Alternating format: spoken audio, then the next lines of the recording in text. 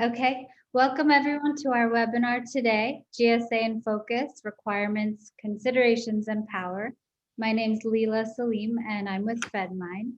I'm happy to be joined today by our panelists, Jennifer Schaus of JSchaus Associates, Greg Jacobs of Polsinelli, Andy Kirkpatrick of the GSA. We're also joined by Archisha Meehan of Fedmine, who will be moderating. Switch sides. Here's our agenda for today. After our presentations, we'll have some time for Q&A. Please submit your questions in the Q&A box rather than the chat box. We'll be sending out the recording and slides from today's webinar to all registered guests. Fedmine's mission is to bring accurate information, unmatched transparency, and clear accountability to the world of government contracts. We provide the shortest path to conducting mutually beneficial relationships between government and industry. Founded in 2004, we provide prime contractors, federal agencies, and support organizations convenient, simplified access to the most comprehensive federal data sets available anywhere. Here's our timeline of achievements. I previously mentioned we were founded in 2004. Our platform went live in 2007. We were the first to connect subcontracting data to the prime contract at the task order level in 2012. And most recently, we incorporated the GSA labor rates calc tool in 2020. We integrate from 17 federal data sets, and it's all done by our backend database technology. Some of our primary sources are FPDSNG, SAM.gov, USA Spending, GSA, and more. Our main clientele are government contractors, both large and small, prime and sub. Anyone who has a need for federal spending and opportunity data can use Fedmine. Monitor federal spending, build a pipeline of recompete and newly forecasted solicitations, dissect your competition, quickly view agency profiles, and much more. The beauty of Fedmine is you can tailor it to any market. I'm just going to end this poll now. And okay. Our moderator today is Archisha Meehan. Archisha is the Vice President at Fedmine of Business Development. She has over 25 years of business management, strategy, and finance experience. She's an active advisory board member at the Maryland Women's Business Center. She's on the Small Business Committee at SAME and a loan committee member for the SBA 504 loans at the Business Finance Group. She enjoys spending time with her family and her dog Ellie, painting and reading mysteries. Jennifer Schaus is the founder of JSchaus Associates. She's been in federal contracting for over 20 years. Her consulting firm is focused on helping companies secure GSA schedules, as well as with marketing, BD, and compliance. She sits on the board at NCMA Bethesda chapter, as well as SAME. Greg Jacobs is the chair of Polsinelli's National Government Contracts Practice Group. Greg regularly handles bid protests and contract disputes litigation before a variety of forums. He counsels government contractors and grantees, and as part of his practice, Greg assists new and existing GSA schedule contractors in obtaining, negotiating, and renewing and complying with FSS contracts. Andy Kirkpatrick has over 15 years experience in creating and delivering organizational and leadership development training, both at GSA and previously as a civilian working for the U.S. Army. In his current role as BD specialist for GSA out of Region 2, Andy provides training, strategic procurement guidance to over 3,000 vendors in the AE office supply and HR line of business categories throughout the country. He also contributes as an executive coach and facilitator for GSA employees and events. Welcome to all of our panelists today. Archisha, I will hand it off to you now to discuss federal contract spend. Perfect. So good afternoon, everyone. Thanks for joining us this afternoon. My name's Archisha, and I'm actually looking forward to this webinar a lot. Having been in the federal contracting world and throughout my 20 plus years of career, I have seen the importance of actually being on a schedule for many of our government contractors. And truly, when we start looking at the spend and understanding the numbers, it's really not a big surprise. Leela, the next slide. Oh. So let's have a quick look at, what has been the total spend year over year. FY17, I remember federal contracts awarded was at almost $514 billion. Last fiscal year, it rose to $683 billion. Of course, the pandemic did contribute to a large portion of it. In fact, about $36 billion were awarded against the COVID NDAA code. But even without the pandemic, I believe that, we would have seen federal contract spend be at least $640 billion. This year, as of June 6th, we are about $306 billion. And this is, this does not include the DoD contracts, which are subject to the 90-day delay. So I guess I'm truly expecting the number for this year also to be in the 600 plus category, to be very honest with you. But when we look at the total numbers, we also want to look and understand what are the various categories that these contracts are being awarded under. And if we start looking at the top federal spending based on GSA's category management, you can see that, and no surprises, facilities and construction, professional services, aircraft, submarines, IT, medical are your top 5 categories year over year. Next slide. And if I start dissecting it further, and I actually wanted to understand how many of these contracts were being awarded on GSA schedules, you have on an average about $34 billion over the past 3 years. And I was actually super happy to see that about 45% of these were awarded on GSA schedules as small business. I'm always concerned about how's the split going to be between small business and large business. So this was really nice to see. And next slide. And then I wanted to sort of go in further and understand what are the various schedules that are being used. And again, when you think about the various categories and now you start looking at the various schedules that are being used, it's easy to understand why these schedules are the most used schedules. So you can see that Schedule 70 and 00 Corp or the professional services schedule accounted on an average for almost 35% of the sales year over year. And of course, OSS and OSS small business are very much on the top 5. Of course, all this is going to get changed as GSA is moving, and we've seen a lot of the schedules and all move towards the mass schedule, and I'm sure Andy and Jennifer will cover that in a bit. But it gets to be important to understand the type of schedule, especially, and Leela, next slide. Especially as you start looking and planning your strategy of maximizing your schedule.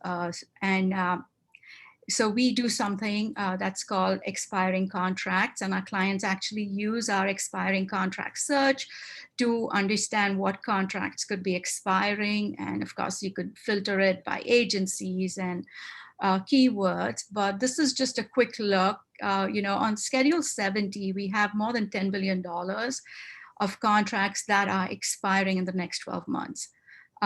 And if I look at the professional schedule, so the next slide, 00 Corp, I'm at almost $8 billion. So this really gets to be important as we start planning, understanding, deciding whether we want a schedule, what type of schedule, or now what type of numbers to add on. With that, I think I am ready to have Jennifer take us through the basics of a schedule and what to do to make sure we make it successful. Super. Thank you so much, Archisa. Thanks to all of the attendees, my fellow panelists, Fedmine for joining forces here to put together, curate this event and promote it together. So everything that you just said, Archisa, is fantastic. I love seeing data because we always tell our prospects before you decide to pull the trigger on getting a schedule, you should really do some homework first to find out, number one, first and foremost, how big is the market within GSA for your particular products, services, or software, or whatever it is that you're selling.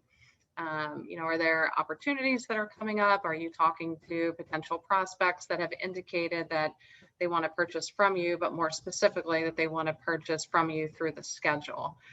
So a lot of that data that you have there, I think is very helpful. It makes organizations, it equips them to make decisions based on data. So we all decided just to put together a minimal number of slides. So with that, I'm just going to cover some basics. And then after this is going to be a slide, I believe, on qualifications and then best practices.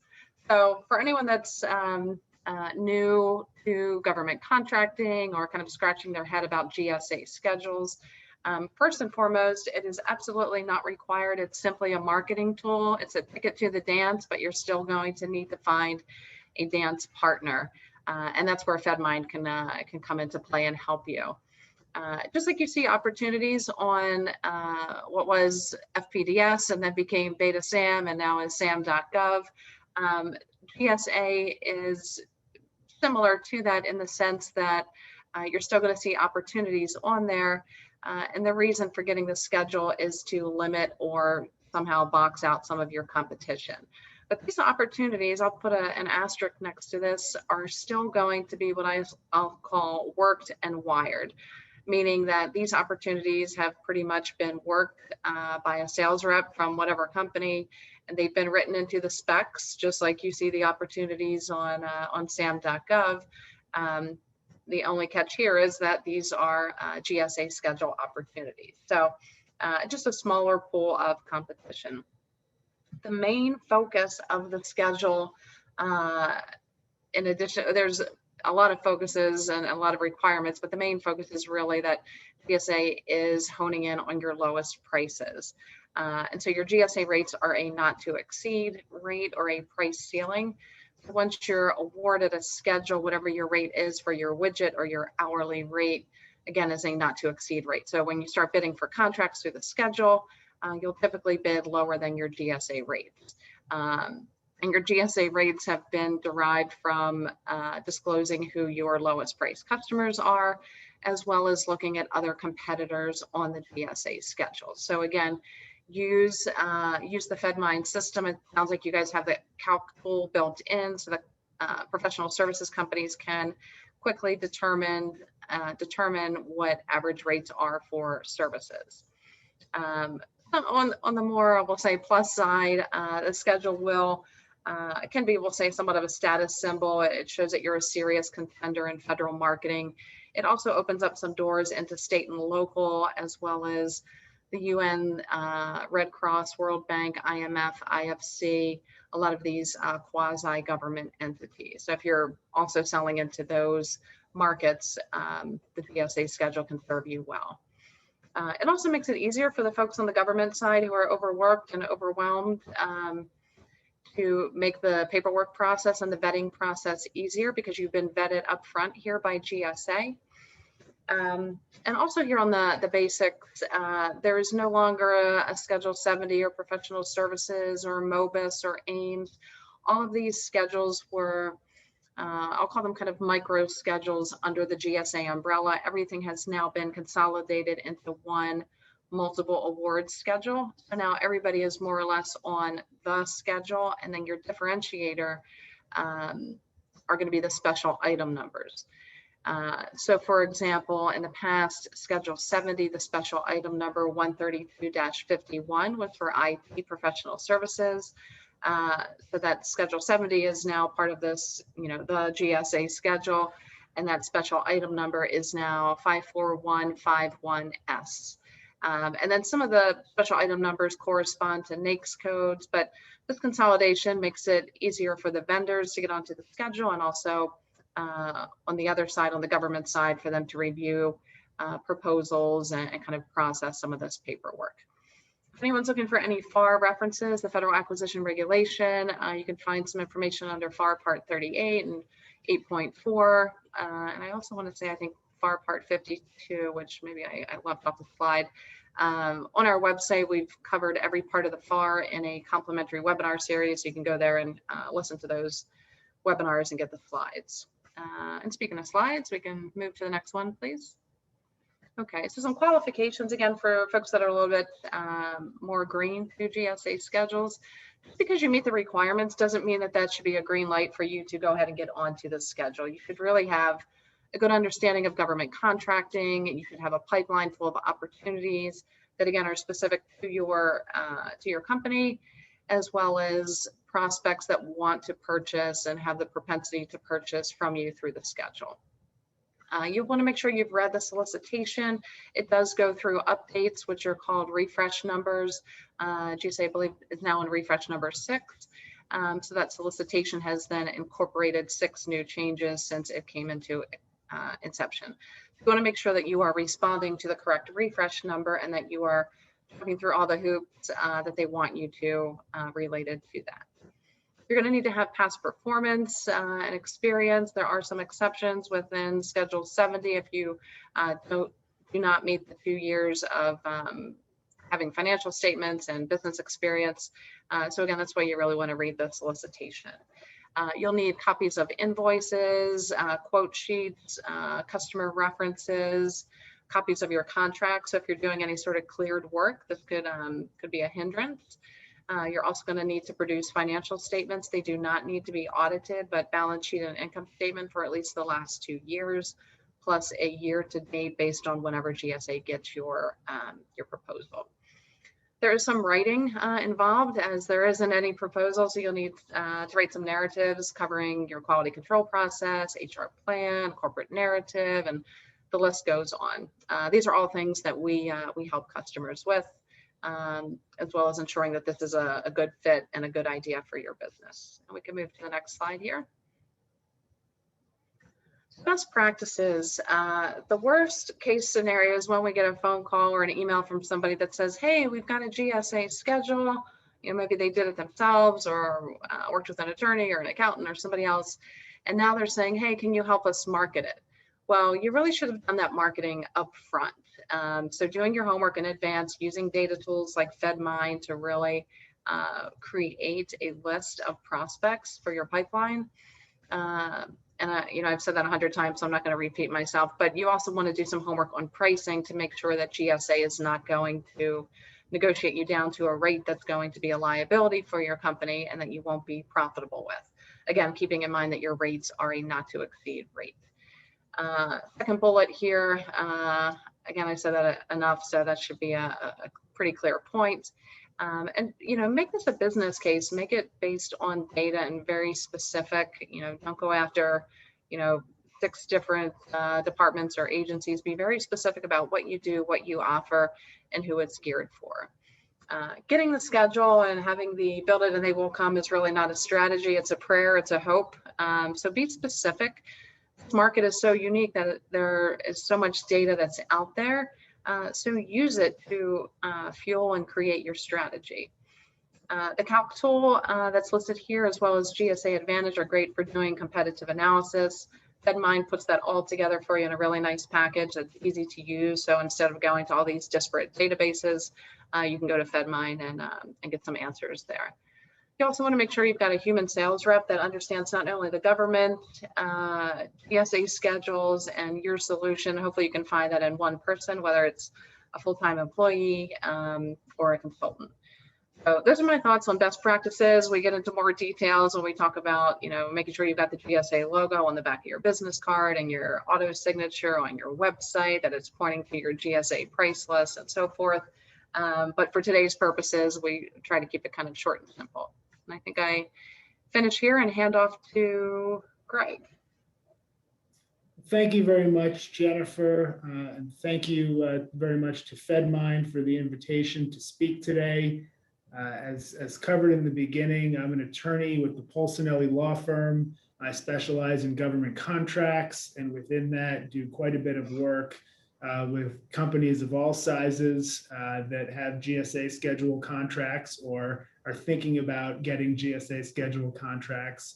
As Jennifer said, that's really both a critical business and legal analysis.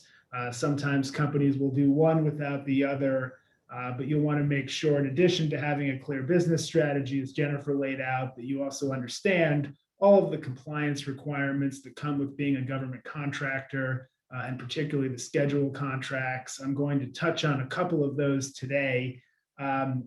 I was asked to talk about legal issues that can impact GSA schedule contractors. I've picked four that I see coming up pretty frequently in my practice, or that are likely to come up in the future.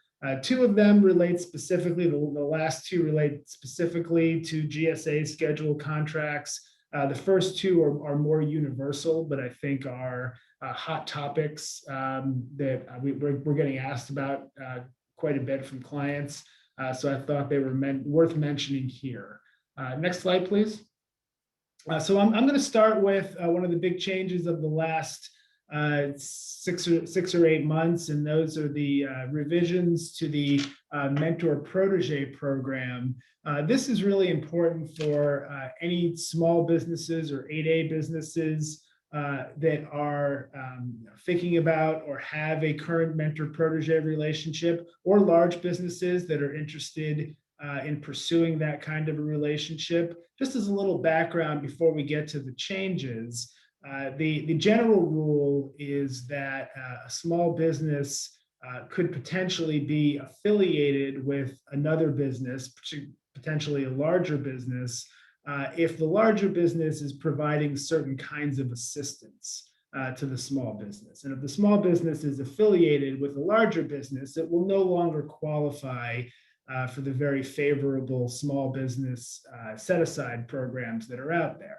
So affiliation is something that small businesses want to avoid at all costs. And when a large business is providing financial assistance or marketing help and other types of business help to a small business, that is one common ground for a finding of affiliation.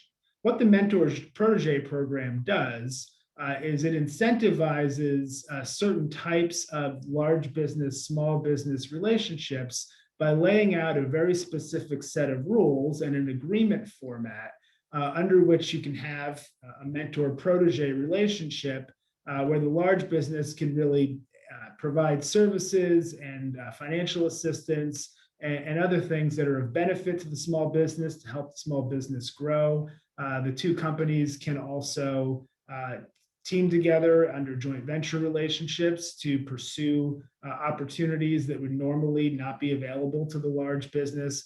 So it's a very favorable program if you have the right mix of a mentor and protege, and if you follow the rules, it can both substantially benefit the small business with the right kinds of assistance and provide new opportunities, new business opportunities for the large business.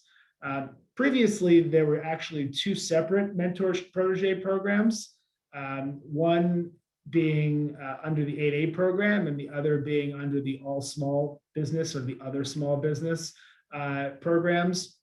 Those two programs, as of the end of 2020, have been consolidated into one.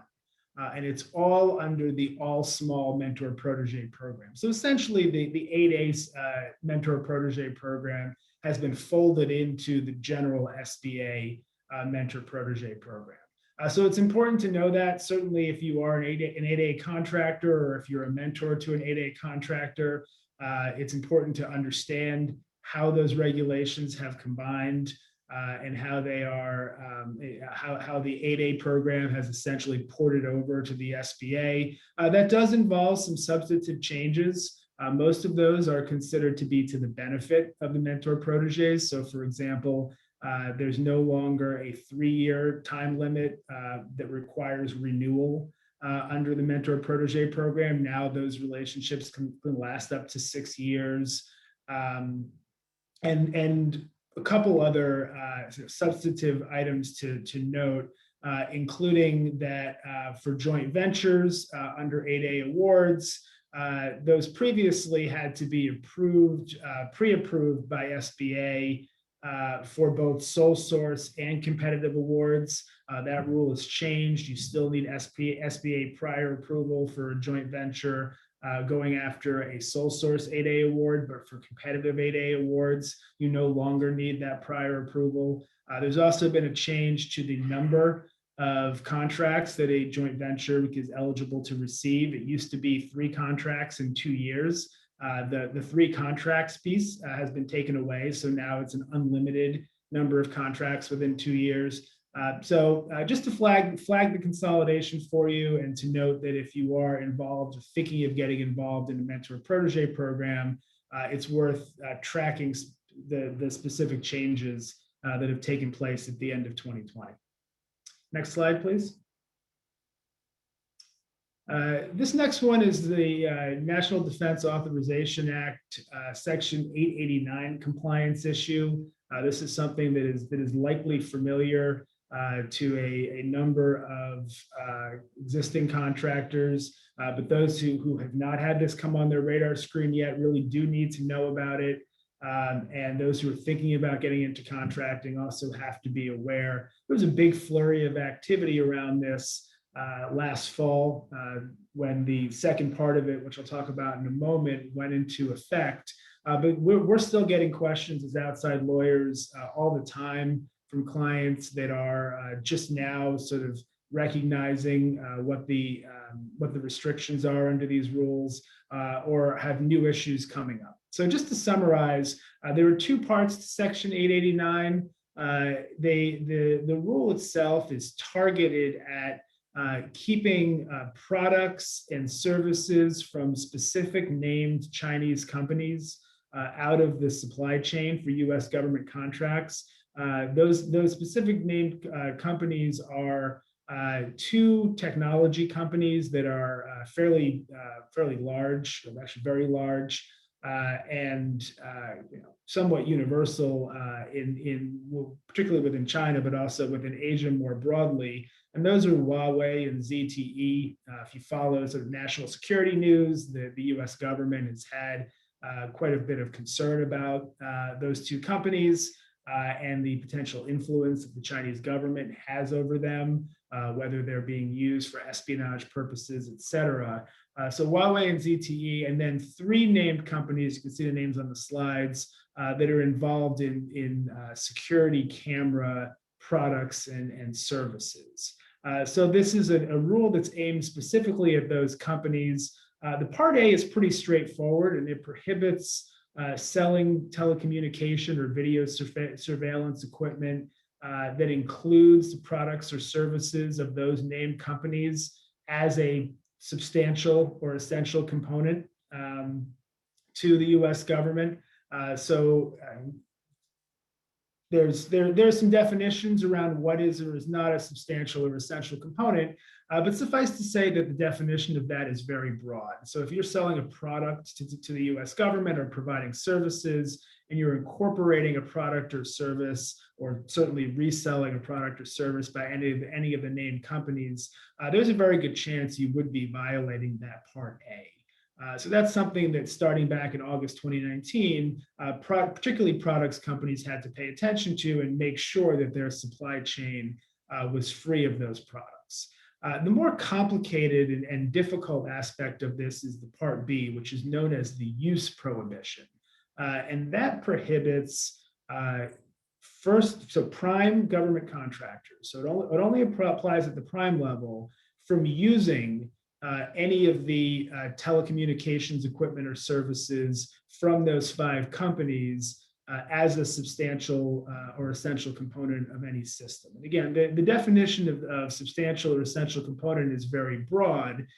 It's important to note that the rule does not state in performance of the government contract. It covers any operation of the prime government contractor business.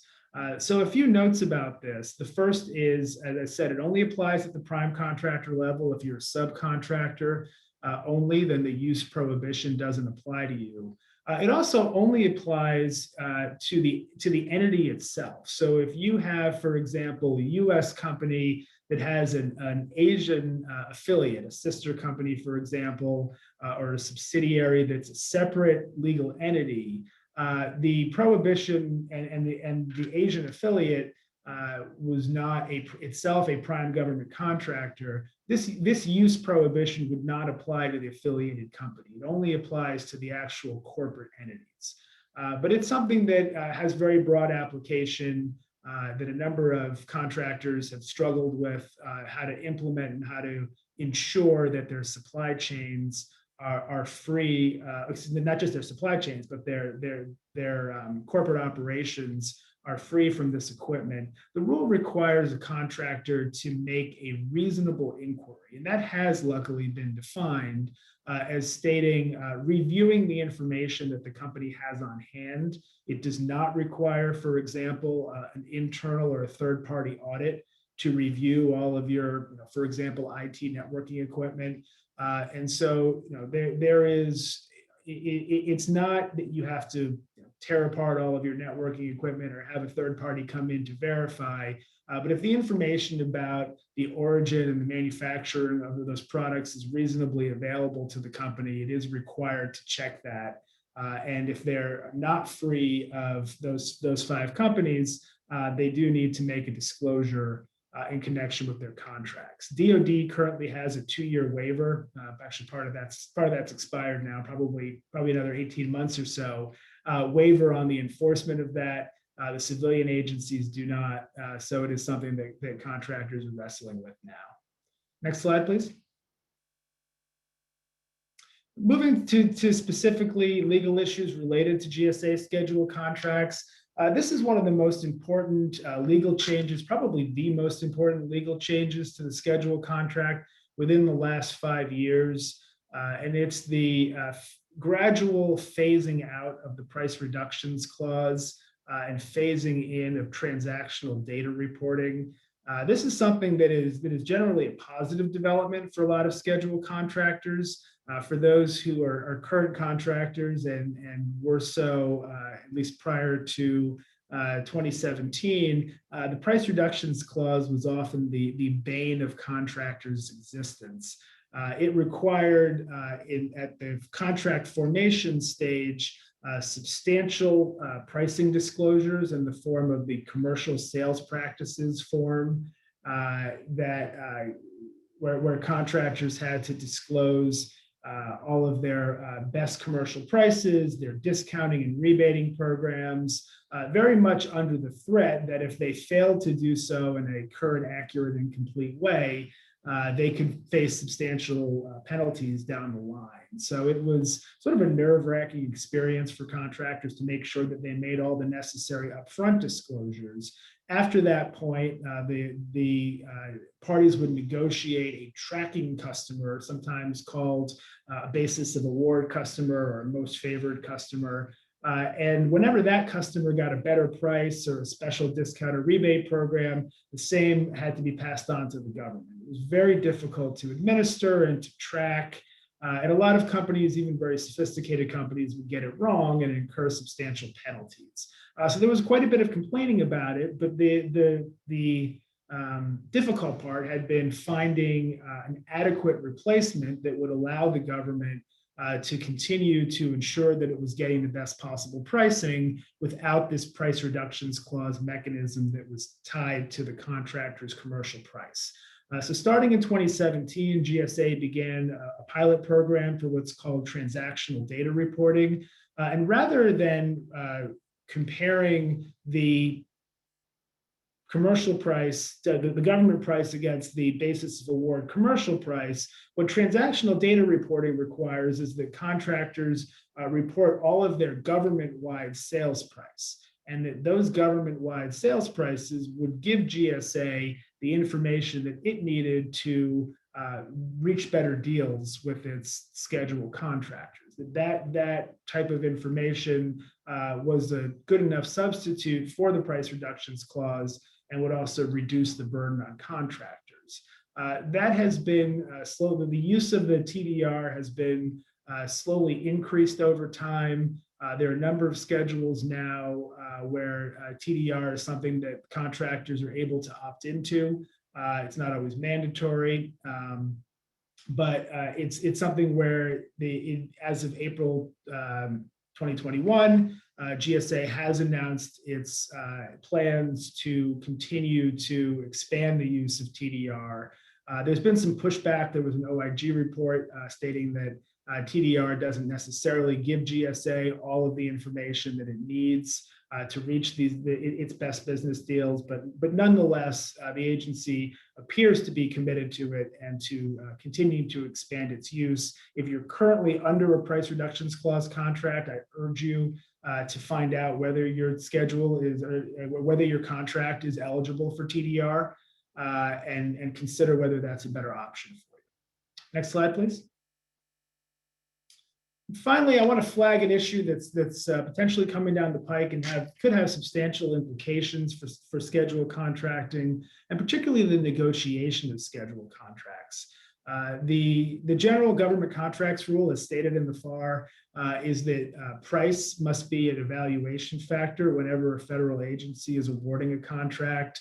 Under that 2019 NDAA, however, Congress decided to give a little leeway to GSA in making the award of FSS contracts where the contracts are for hourly rate services. And this is practically because a lot of those contracts, as Jennifer laid out, the contracts would set ceiling prices, but practically speaking, the awarding agency that's using the contract would then engage in a degree of competition in an effort to drive those prices even lower. So there was sort of a duplicative pricing analysis that was occurring. And at the same time, the most difficult part of just getting the contract formed in the first place was the disclosure of pricing, the negotiation of pricing. And so what Congress has said is that GSA may, if it chooses to, eliminate the need for negotiating upfront pricing on certain kinds of contracts, ultimately where there's going to be competition, price competition at the what will ultimately be the task or delivery order level. GSA is still considering how to implement that. It has the ability to do so, but no strict requirements or timelines about how to do it. But it'll be interesting to watch that, particularly for schedule contractors that are engaged in a lot of price competition at the order level. This is something that for your first contracts or for your renewal contracts, if this is implemented, will take some of the burden out of the initial negotiation process. And with that, I am done, and I'm going to turn things over to Andy. Great. Thank you so much, Greg. Really appreciate it. And being that it is summer and that my beloved New York Mets sit on top of the NL East, I can't help but have a baseball connection here for you. And being that I am fourth in the order here, commonly known as the cleanup hitter. So that is what I intend to do. As my colleagues and contemporaries have set the bases, it's now my job to get everybody where they need to go, which is home. So that is that's what I hope to do. Next slide. So as said before, my name is Andy Kirkpatrick. I work in the business development area at GSA, which is a little bit different from my prior job that I spent 10 years at as a customer service director. So the customer service director works primarily with the government agencies and tries to bridge the gap that way. From the business development area, I go from the vendors out to the government agencies, primarily in the human capital area, as well as in the office supplies but basically really everything that GSA does.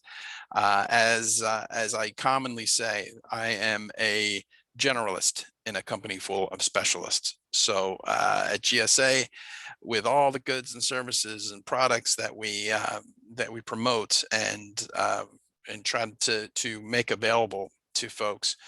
Very difficult to be an expert on everything. So luckily, I am not an expert on everything, but I am an expert in trying to get you to the person who can give you the answers. And so what we really do that way is that the what of what we do is really provide that customer relationship and marketing support. And Jennifer, I love doing events with her because she says two things specifically that need to be repeated. She said a lot of things that need to be repeated, but the two that I love the most is the first part is when you get a GSA schedule, it's only an invitation to the dance. It's up to you to find the dance partner. I love that bit. And the second one is build it and they will come is definitely not a strategy. And there's been so many times, so many well-intentioned, very earnest small business owners come up to me at these regular events and say, hey, I've got a widget that's going to save the world. Isn't the government, going to just lay down and go, oh, yes, yes, yes. Unfortunately, it's not that way. And you need to know and need to make sure that you have that audience for you when you do get to have the schedule. So it's essential to get that in place here at the business development. Part of what we do as business development is develop your business, and part of that business is that marketing. So we come at it from the kind of the GSA aspect of it. Next. So how can we help? Really, the two things that the best instruments we have in order to kind of get interest or really research interest out there is our eBuy product. It's a wonderful RFQ tool. Very easily found at gsa.gov. And we also offer a market research as a service. Lots of it's a project. It's in development now, but it's a great way to kind of get in on the ground floor for this. And so GSA in the last couple of years has made a concerted effort to do a better job of corralling our numbers and corralling our data, and really kind of using that in order to get a better picture of what the marketplace is, where the marketplace is going to go. And so hopefully that would help with your with the way that you plot out your strategy and the way that you take the next step in your business journey. Next. Thanks. Why do we do what we do? Well, I need a job, that's why. But primarily, the why is, as I kind of mentioned before, being generalists in a company full of specialists, we try to supply that human touch to this process. And where the data is, as I said before, is such a valuable piece to this, what we try to introduce to the process is a little bit of agility and a lot of bit of understanding and empathy, which is a very difficult thing to put into government, as you know. One of my common lines is a lot of times that's almost like what we try to do is really try to teach an elephant how to skip rope, which is quite the task. So how we do that is that we really we have training sessions every Tuesday and the third Tuesday and Thursday of each month. We also have specialized training on the office supplies, but we also offer very detailed and very customized training opportunities as well. And all of these, and this event is another case in point. What we try to do is get out from behind the bureaucracy and get in front of people, so that now if you have an issue with GSA, if there is something that is a challenge or an issue or something that we should be made aware of, my contact information is right at the bottom left, right there. Absolutely, please reach out to me if you are in need of training, if you're in need of understanding, if you're in need of anything related to GSA. The business development area is a great entree to that. And I know when you get to the GSA Gov website, there's a lot of places to go, right? So let me be your tour guide. I can certainly either hopefully answer the question that you have right away, but the worst case scenario is that I am able to guide you through the process, and also, quite frankly, to be an advocate for you as well. And so there are occasions when I might pass things off into this great vast network, and some things slip through the cracks. It happens. So, but if you reach out to me and enlist my help in developing your business, I'm going to be able to have those extra eyes and ears and 10 years worth of connections in GSA, both in the customer service director area and of course now in the business development area, to really kind of be able to dig through that network and get you the information that you need. So I look forward to doing that for you. I appreciate your time greatly, and we'll pass it back to Leela for questions. Thanks, Andy. And Artisha actually has some questions, I think, that she's going to ask the panelists. And if anyone has questions for anyone that's on the webinar today, please put them in the Q&A box. I'm going to also relaunch the poll if anyone didn't get a chance to submit their answers. So Artisha. Okay, so we have a few questions. The first one that I have from the audience is, has GSA been strictly applying or enforcing the Section 889 compliance? So I think Archisa, that's probably a question for me. I saw that came from William Shim, if that's the William Shim that I know. Hi, William. Thanks for your question. Good to hear from you. The answer is, to my knowledge, they have been strictly applying it.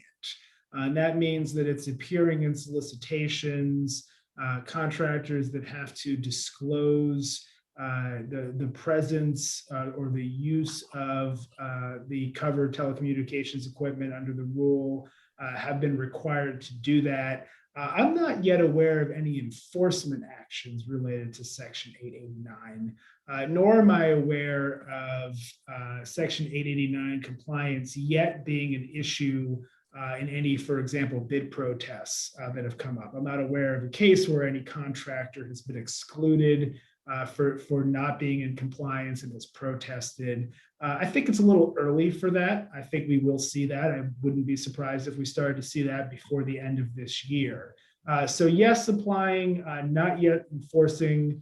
There might be a little bit of grace period on the enforcement front, just because this was such a complicated and difficult issue for contractors, and I think the government largely understands that.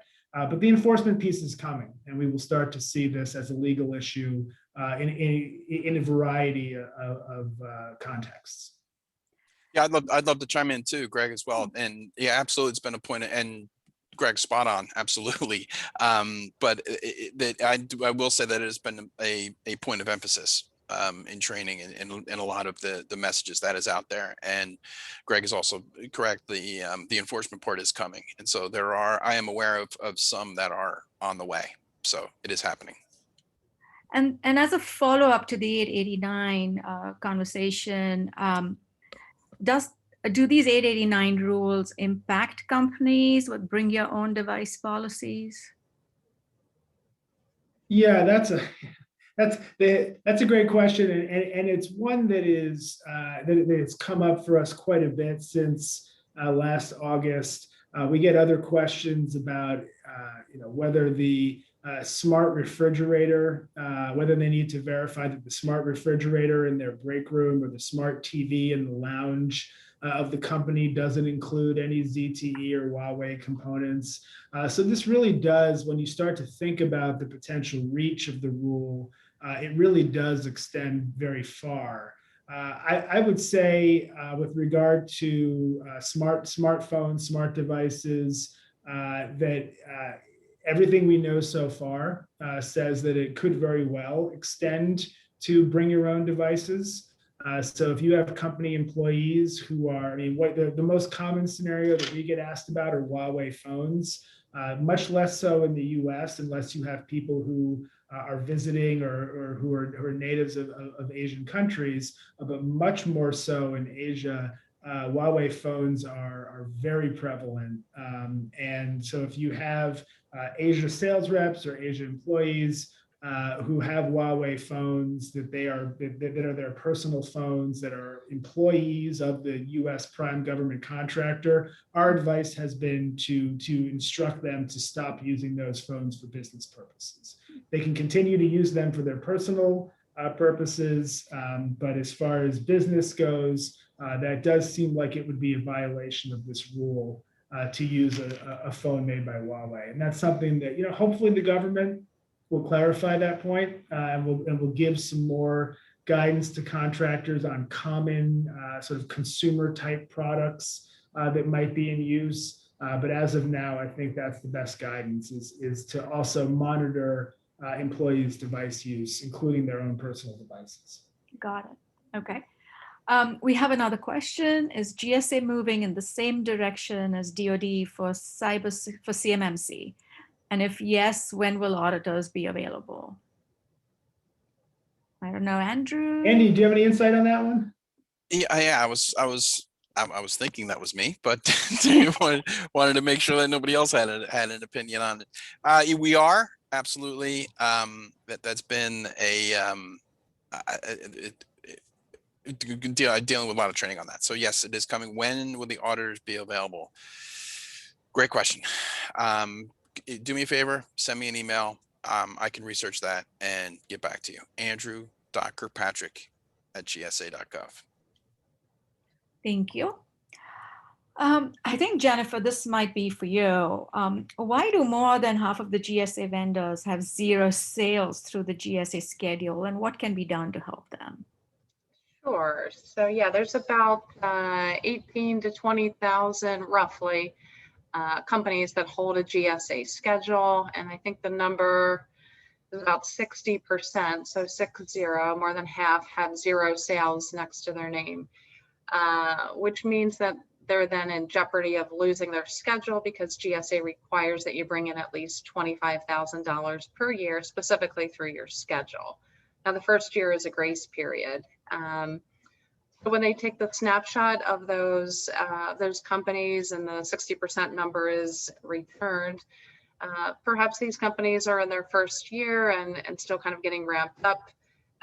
Somebody could have sold them something that they didn't need, meaning GSA consultants, or we go back to the non-strategy of getting a GSA schedule and waiting for your phone to ring and waiting to market your services until you've got the schedule. I think just again, as Andy mentioned, as I mentioned many times, kind of doing that homework up front, gathering real live data to propel you then in the direction of GSA, or perhaps not. Maybe it's not the right contract vehicle for you. So I think just using data and employing and deploying good marketing strategies and tactics, I think can save you from having that zero next to your name and hopefully not just meeting the 25K sales quota, but hopefully kind of blowing that out of the water. Another strategy is potentially if you're a small business, hopefully a company that has some revenue, and obviously not through your schedule at this point, because let's say you've just been awarded the schedule, you may then want to look at the other vendors on the schedule. And don't always just go after the largest, because basically what they will do is more or less, if you become a sub to them, is dictate prices to you that will probably be unfavorable to you. But there are other ways to work together, forming other teaming agreements with other vendors on the schedule that perhaps maybe you're small women owned and they are veteran owned hub zone, and together you guys can strategize to go after multiple agencies, departments, and use some of the check boxes that you have. Okay, yeah, so that's interesting because so even if it's a joint venture or something, they can use their GSA schedules, or would that joint venture have to get a separate GSA schedule? Right, so with a JV, yeah, usually a large and a small, and Greg can probably speak more to the legal aspects of that, but I think, yeah, with the Mentor-Protégé program, I believe that entity then would be considered, if it's a small business 8A, that they, I believe that prevails, but I'll let the attorney speak and give the final answer there.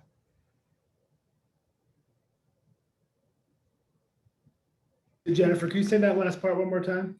Sure. So with joint venture or like a mentor-protege program that, you know, a large and a small are going after a schedule together as a joint entity, I believe that entity is then viewed as, if the small is an 8A, that entity is then considered an 8A. Yeah, if it's a qualified mentor-protege relationship, then the joint venture would qualify as the small business or the 8A for the purposes of that. Yes. Okay, great. Perfect. Yeah, I mean, there's so many different ways to skin the cat. You just need to know the rules and have a good attorney to advise you on the rules. Yeah, I think working with the right people gets to be very important, especially when you're a small business and you're dealing with limited resources. So, Greg, I think this one's for you. What are the downsides to a contractor to switching to transactional data reporting? Yeah, that's a good question. That's something that we get asked by our clients sometimes that do have the option. As I said, in most cases, it will be more favorable to be doing the transactional data reporting rather than the complying with the price reductions clause and making all the upfront pricing disclosures. But there are some companies that are worried about their ability to accurately track government-wide sales under the TDR program, not having the right mechanisms in place to do that. And so what you really need to figure out as a company is it easier for you to do the upfront commercial pricing disclosures and then have a price relationship that has to be maintained under the price reductions clause, or is it easier to track and report the government sales? And that's something that most companies' cases, it's easier to do the TDR, but that's not always the case. And so, our advice to companies is just to be thoughtful about that and know what the pros and cons are of each approach. Okay, I think we have a question from the panelists. Andy, I think it's for you. It says, what does Andy say about the question on, I guess, the percent of companies having zero sales? That's a good one. It's a great source of frustration for us. And I think one of the upshots of this is a new endeavor for my business development area and really kind of doing more research about, why these things happen. In the last couple of years, the GSA has been very vigilant, or I shouldn't say very vigilant, more vigilant than what they've been in the past. Whereas I think the attitude about 5 years ago was, "Hey, everybody, come on in." Now it's a little more selective, and we are a little less anxious to bring folks on. So I definitely think this will be something to bring back to my boss and say, "Hey, this is a project that we need to really pick up and do." And so it's a bit of frustration for us, and it's something that we're looking to improve on. But as far as what my thoughts are, I'm sorry. And again, it echoes back to what Jennifer or what Jennifer was saying, about doing can't get in the time machine and go back to before you had a schedule, but that's the key part of it. So any of those people are there, this is business development. We can try to help you. And so if there's anybody out there that does have a 0 next to their, next to their name, company name, please reach out to me. You're gonna Andrew, have quite a few Andrew thoughts. Kirkpatrick, Andrew Kirkpatrick at gsa.gov.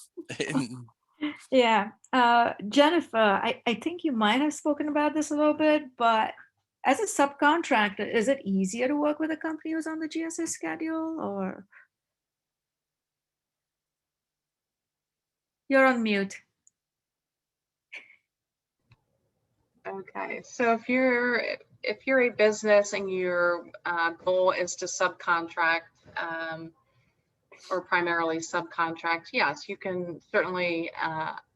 I think there are advantages to working with companies on the schedule. First and foremost, the availability of data, meaning more specifically that you can look at the businesses that are on the schedule and look at their pricing.